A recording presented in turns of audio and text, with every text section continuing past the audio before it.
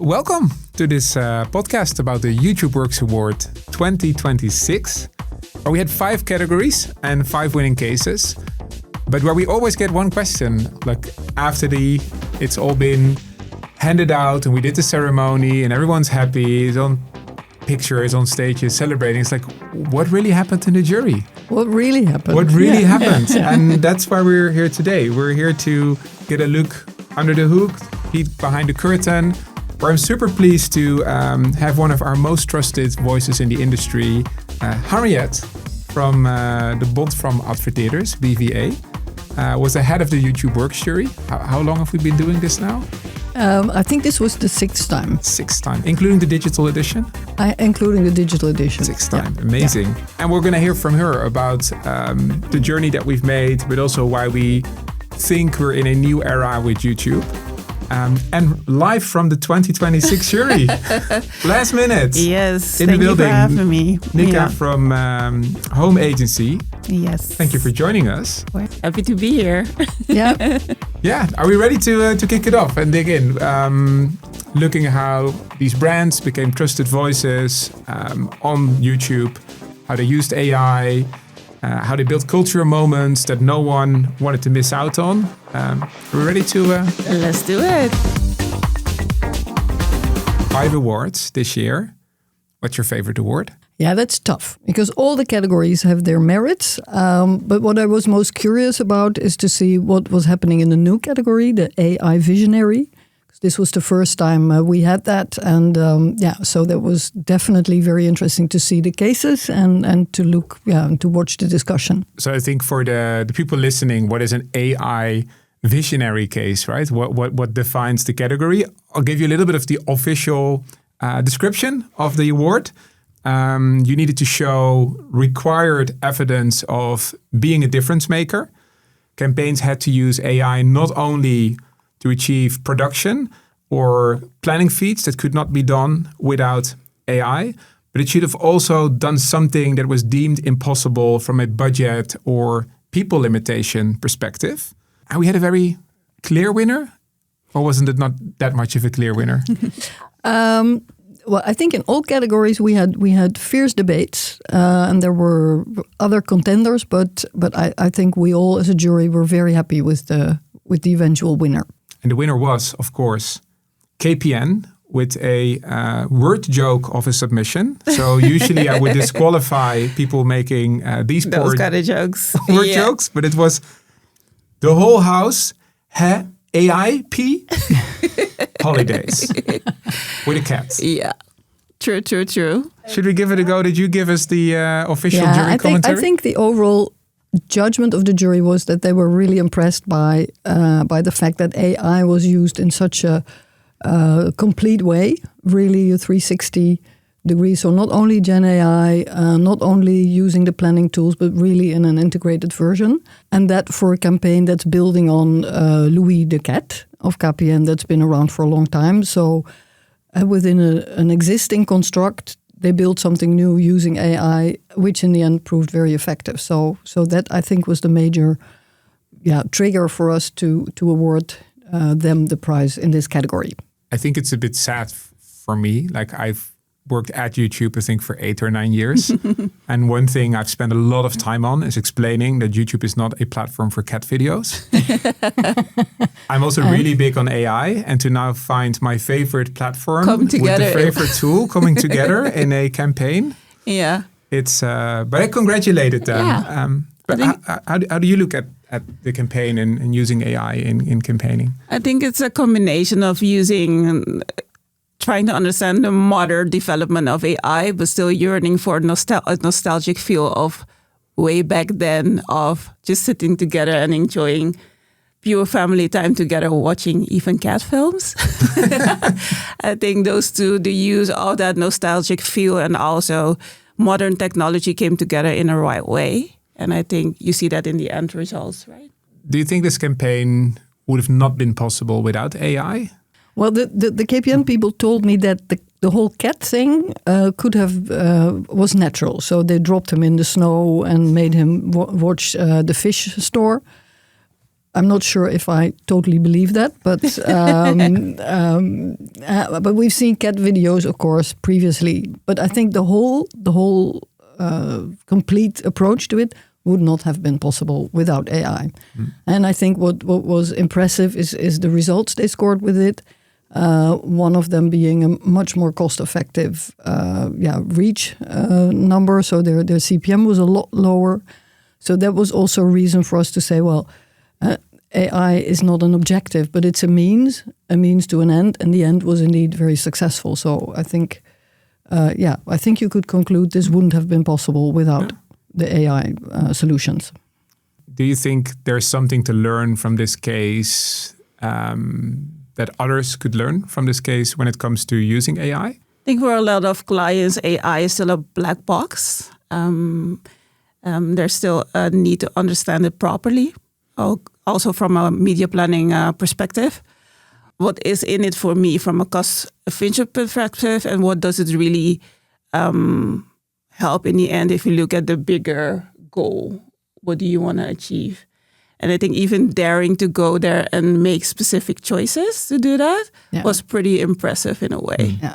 We all understand AI is only at the very beginning, so there's more to come. I think it's great how they experimented with several solutions, but I'm sure in a year from now there will be a lot more possible and even more integration. So but I think this should be an encouragement for everyone to start using and to start trying. What were the other parts where they used AI where you're like, I think that's such a no-brainer or something everyone should be doing today? Because I think it's at the surface, it seems very much like a generative AI case. Yeah. And then I think a lot of the people who are listening to this, I'm like, hey, but I also made a great generative AI case where flamingos were flying on top of an airplane in a city, and it looked amazing, and it couldn't have been done without AI. What made this such a 360 campaign or something that you're like, this is really the winner of this AI Visionary Award?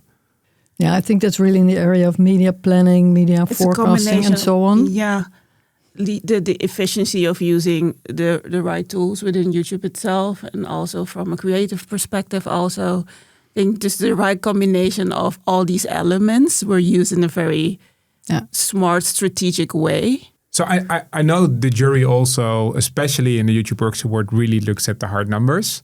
Are there some numbers that you could share that worked really well in this campaign? Yeah, sure. Well, I think what I already mentioned was the fact that they realized a significantly better CPM. So in that sense, it was cost efficient. And also they were able to increase their brand recognition and brand consideration. So these two are of course important brand KPIs. So those are some of the things that convinced us that the effectiveness was also there.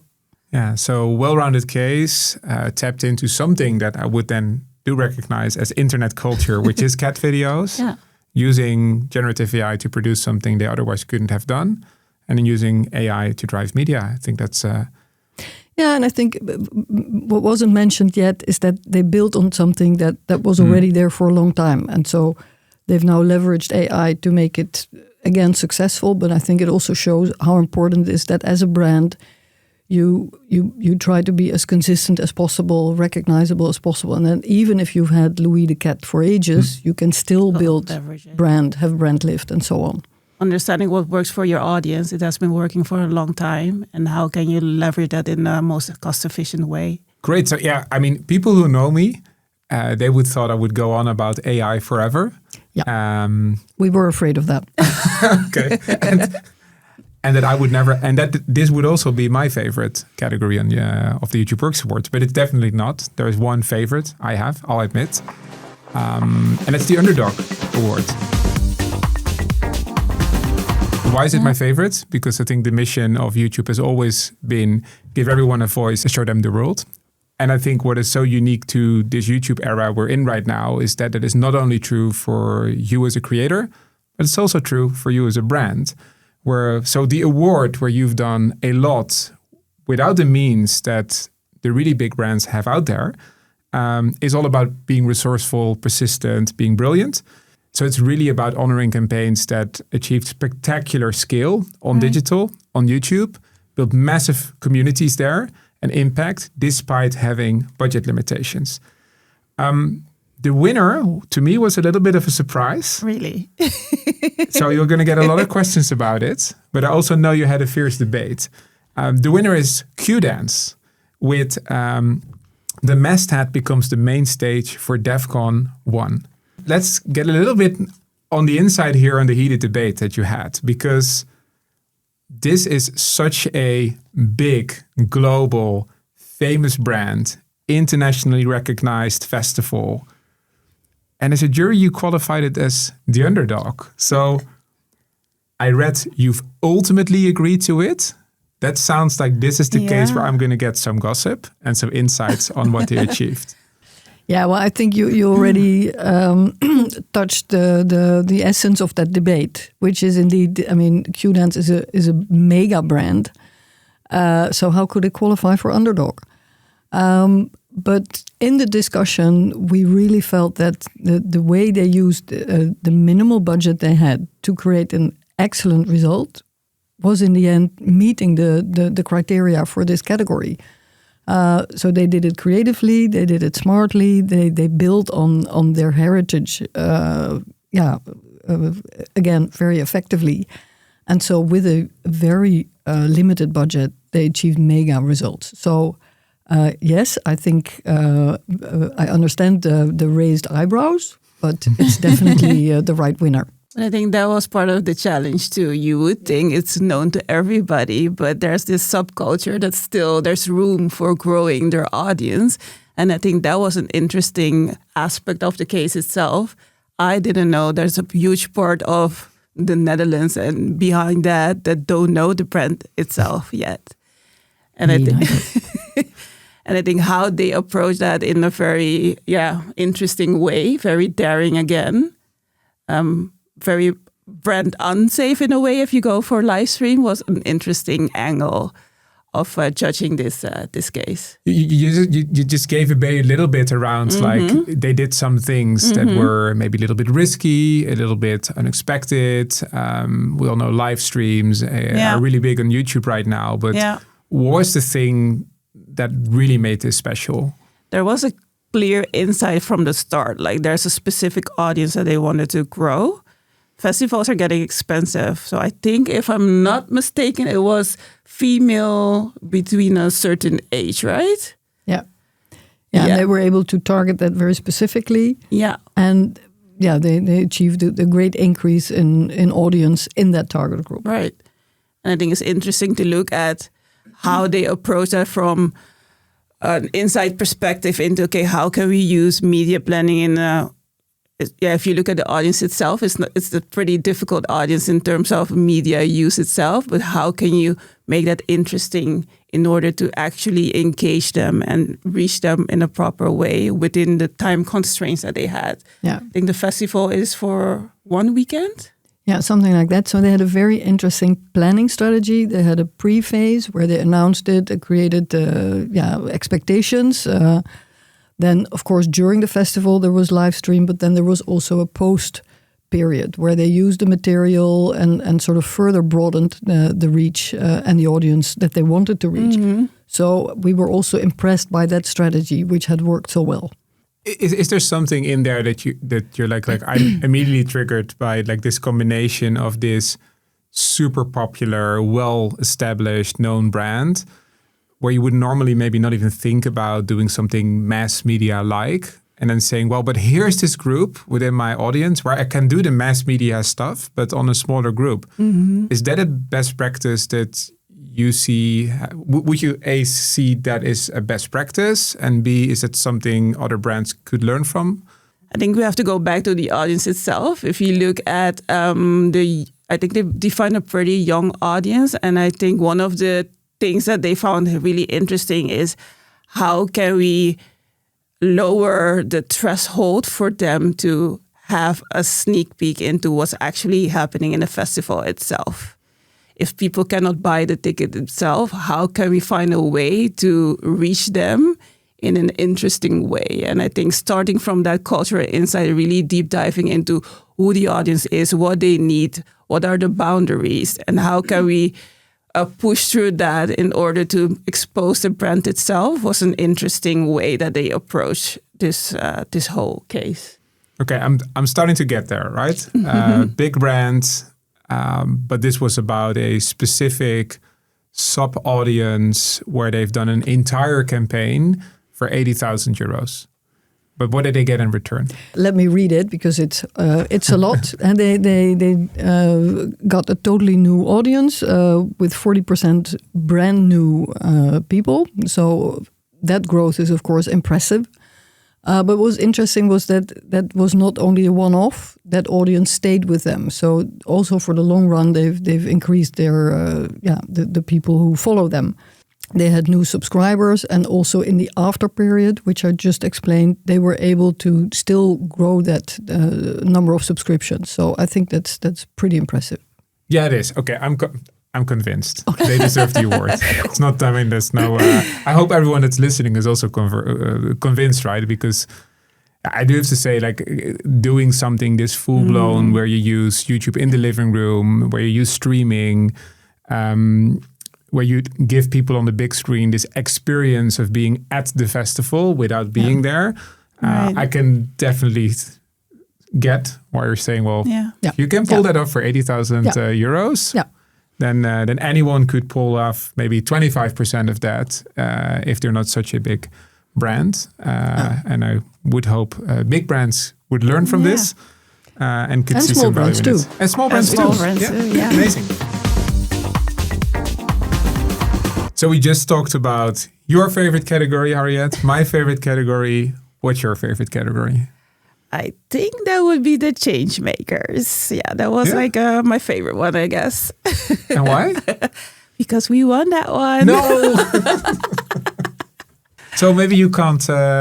We can't hear from you because how do we do that when someone is nominated? I don't want to ruffle any feathers, but no, she wasn't in. Of course, not in the jury debate, because if you have a case submitted, you're asked to leave the room. But so I'm not surprised that this is the category you love most, because your case was definitely the winner. Very proud of that. Yeah. The winning case: thuisarts, zoek jezelf niet zieker. Don't. This is very difficult to translate to English, but don't search yourself any sicker. Right. Yeah. The jury report said you won the category for addressing GP system strains caused by online medical panic using highly relatable, surreal POV animations. But you were not part of the judging, of course. I couldn't, unfortunately, which made sense. But maybe for you, interesting if I share a bit of the discussion. I think what was striking that everyone loved the creative, but there was a big debate about whether this was actually serving a societal purpose.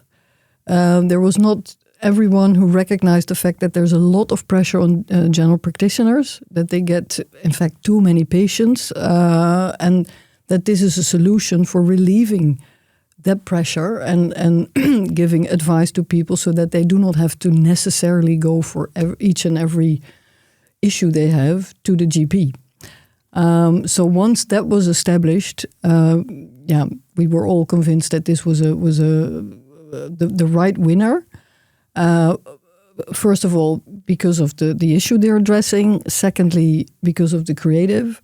And thirdly, for the results. And I think, what struck us in the creative work is also there that they took a very recognizable, relevant insight, which is, okay, something is physically wrong with me. I need to do something about it. That's already a panicky feeling. If you then start searching the internet, you get... You will always die. I mean, you'll be dead within an hour if you take the wrong website. So that increases the sense of panic. And then the solution of thuisarts is that there's a moderate, balanced advice, which is, of course, a much better answer to that issue.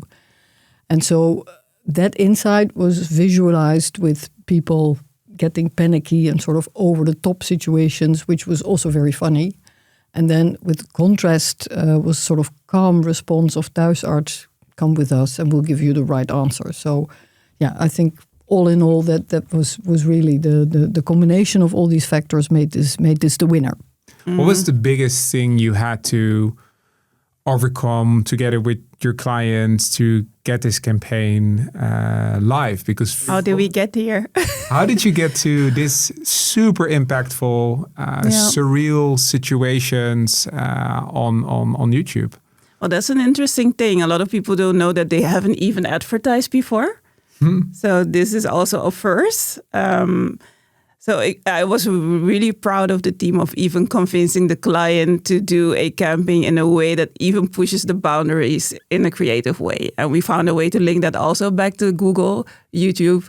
And I think that was the kickstart of it all, even convincing the client to the added value of even be visible in a more public way, and even pushing the boundaries in a creative way also. Yeah. Is there something you think other brands can learn from that stance, or advertisers? Because I loved, like, you were immediately looking like, this is a brand that didn't do advertising. Now they do advertising. So that means... I think the common thing here is having the right insight. Also with the previous case, we saw that here as well. And then if you're able to build on that insight and make something creative out of it so that it's sort of almost enlarged, but it hits you, makes it relevant, and you want to know more about it.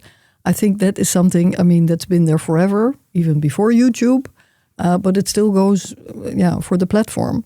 And I think in a sense that's encouraging, that still that approach, understanding the consumer, understanding what's really happening there, and then making a creative way to address that question they have is still the best way to sell your brand.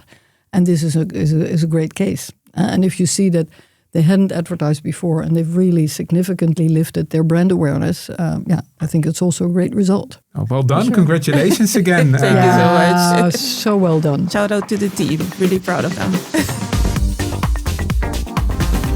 So from personal favorites to, I would say, the core category of the YouTube Works Awards, Masterful Media Planning, an award that we hand out for real ingenuity in media, celebrating media masterminds who have managed to crack the code of YouTube, replacing how you plan in silos, how you do brand and performance separately, but it's really thinking about real-time targeting, segmentation in their campaign.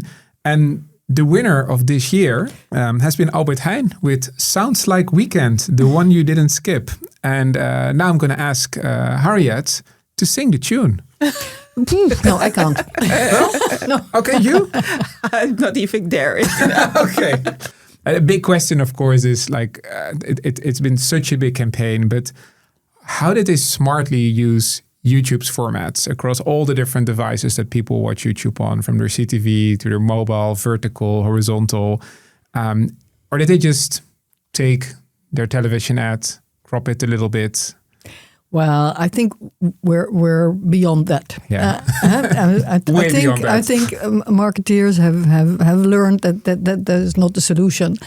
And I think that this case is a clear example of how you can use each of those channels smartly, all the formats in the right way, making sure you use the different versions for the different audiences, and in that way getting the overall result.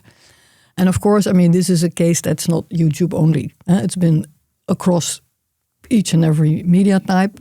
But the way they did that, and within YouTube, how they really sort of tailored it to all the different types was really, really smart. Also using the two generations of influencers, using that also to reach different audiences across all age groups and all target groups. I think that was also creatively very, very well done. Also, when you read the official sort of wrap-up from the jury, they replaced traditional television reach with a 5-month-long music-driven YouTube campaign that was centered around a weekend rhythm pulse strategy. shifting 80% of their budget entirely to YouTube, included weather adaptive, context specific messaging, real time condition matching of promotions, from barbecuing when the weather cleared to drinks indoor. It's such a complicated, massive campaign that they managed to pull off. But if you hear 80% of a television budget move to YouTube, that is very bold for a retailer. And how did the jury respond to that number when they read it? Well, of course, first by starting to look at the results, and there we saw that they've really been able to increase their reach significantly. Also, with in the end a very interesting commercial result. But indeed, it's bold. I think it's an evidence of the fact that more and more target audiences are using online video and YouTube specifically for getting the information and getting the content they want to see. And so that they've used very smartly. I think also the fact that music played such an important role in this whole campaign, and then using YouTube is of course also very smart and the obvious thing to do. But they did it in a smart way. I heard the word smart a lot. Yeah. It's good. I know. What was the smartest decision that they made when they planned this campaign, do you think? I think even incorporating the power of music itself. Because if you look at the numbers, the impact of the campaign moved beyond the campaign itself. Even in user-generated content that was beyond this campaign, the same tunes was used over and over again. So I think using the power of music and integrated that in a very smart way within all the constraints and needed elements of media planning worked well. The impact was bigger than the campaign itself. The creator played a really big part, maybe in the success of the campaign or the stickiness of the campaign. How do you think a brand should pick a creator and the right creator? That's an interesting question. I mean, it's a little bit open door, but you need to have a connection from your brand strategy, from your brand values with the person you choose. So it needs to be logical. It needs to be believable that person is let's say, being your brand ambassador. I think in the case of Bram Krikke, he's been around for a while there, and I think does a totally believable job. And then adding Corrie Konings to it was a sort of fun, surprising element, which gave some nice debates in the jury as well. That there were people who had never ever heard of Corrie Konings, and there were people like me who sort of, still think that Corrie Konings is before my time, but I do know her. They won the Masterful Media Planning Award, obviously, but what then really mattered most in this case? Was it actually the distribution and the execution, or was the idea the main success factor? I think a combination of both. And I think you elaborated that very well. Using a mix that actually worked, translating that into the right creative elements. And the numbers doesn't lie. I think we really discussed that also, the real impact of the campaign itself. We had some people in the jury who also work with retailers or for retailers, so they were also able to judge the strength of the result, which made the decision quite unanimous. So if in this case, right, YouTube could really replace the scale that TV brought in these campaigns, which obviously, speaking for YouTube, that is very good news that this worked. What do you think is the biggest reason or barrier for brands to not do that? Well, I think why it worked here was that what you very often see is that TV is still the medium where you can create a very fast reach to massive audiences. I mean, and that's always been the strength. It's still there. And so still within this campaign, they've used that as a sort of starting point and then building from there in the various YouTube channels. But I'm not sure if that would have worked so well if the creative concept hadn't been so strong. And because of the music, because of the people, it was easily recognizable. And so, let's say the usage of YouTube in different formats on top of TV really built and strengthened the campaign. So the sum was more than the parts of it. So I think for other brands to consider that sort of steps in media strategy is really starting again with a strong creative concept that really plays into an insight that's really relevant for the audience you choose. And then if you have that, you can of course make the step to using the YouTube benefits to reach that audience.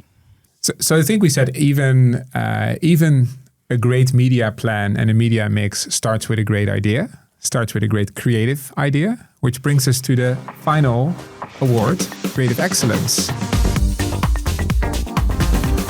The art of YouTube resonance was, I think, the theme that the jury operated under. It's actually, I think, the award which always leads to the most heated debates. So maybe the best for last, where you see high production value and the craft of creativity meet the authenticity of user-generated content and unscripted shows.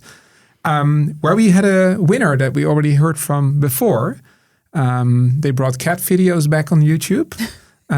Well, not back, they're still there. But also another very big thing on YouTube is, of course, gaming, where KPN won. KPN's rewatchable ads in Legends of Gaming. And for those who are big followers of the YouTube Works Awards, we've had a brand that won with a skip button campaign before, right? Yeah, so it's been done before, but this was again totally different. Amazing. Yeah. So what happened? What did they do? What they did was using the skip button, let's say appearance, which is normally regarded as a negative. That's not what you want to see, but they turned that into an advantage. And they used that as a sort of, metaphor for ongoing internet, so that which you do not want to be stopped. You want to have it continuous, and so you can go on gaming forever. And I think what we were all impressed about is the fact that, as I said, that they used this negative, they turned it into a positive, so almost making a little bit themselves laughable. And it was also intriguing because I had to watch it like 3 times to really understand what was happening.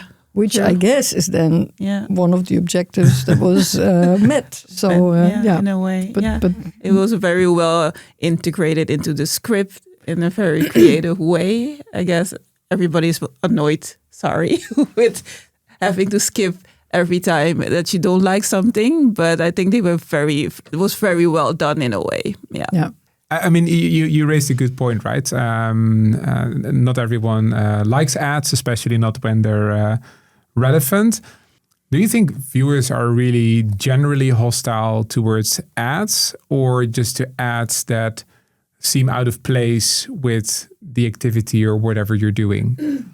I think so. You hear it over and over again, but relevance does matter. I think that's the key. You can keep saying that, but this case was actually proof if you make it relevant for the audience in a way that they understand it, and it's not even visible all times, it really does work. Yeah. Does this case also prove that entertainment and relevance beats showing a product? Ooh, that's a very interesting question. I think that's always like a balance you have to find in that. In the end, you do invest money into getting some awareness around either a product or a certain topic.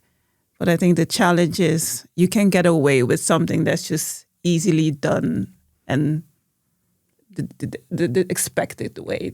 I think they were able to really push beyond that in a very interesting way. We have to go back to the cultural insight that existed. And I think they found a way to really, prove that, right? In a way, But the impact, I mean, I'm just looking also at Henriette. I know the impact must have been there, because otherwise they wouldn't have won. You don't get an award for an entertaining ad. For being funny and having a nice insight, because I think that's also here the key. because it opens up people's mind to be receptive to a product or a service or anything. So that's something you need.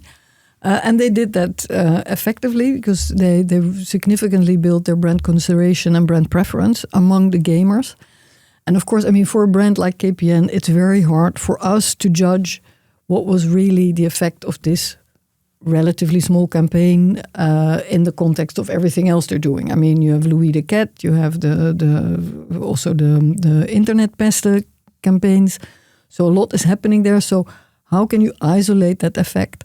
And I think what was convincing is that they really showed that within the audience of and the target group of gamers, they were able to, again, increase the brand preference, but also they made sure that the people who use the platform, who play on the platform, stayed with them much longer than was happening in previous periods. So the retention was higher.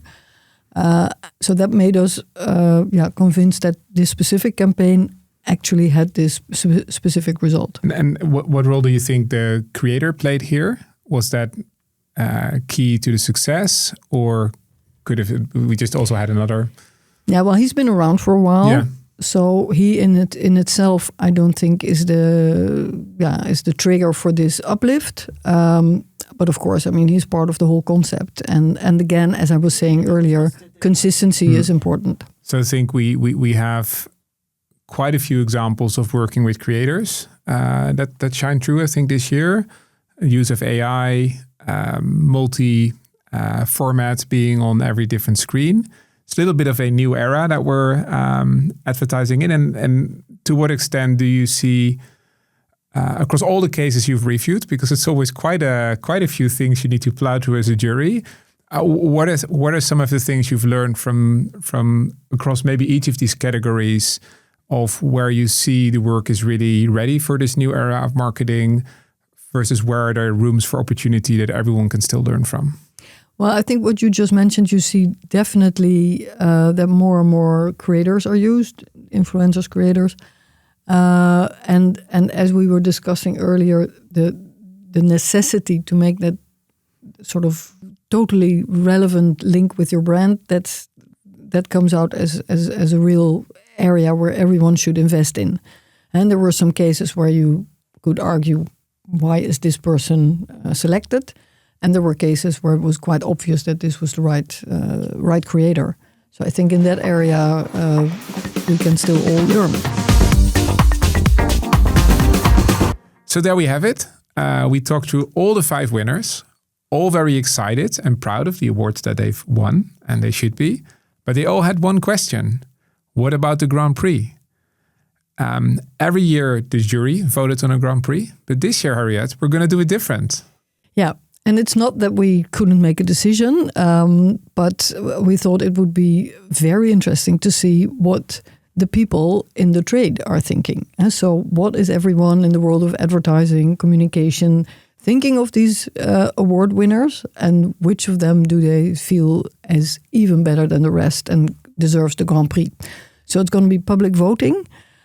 Everyone can participate, and we're really looking forward to getting as many votes as possible so we can have the real winner in September on the podium. So on the 10th of September, we're going to unveil the winner of the Grand Prix in the Amsterdam Arena.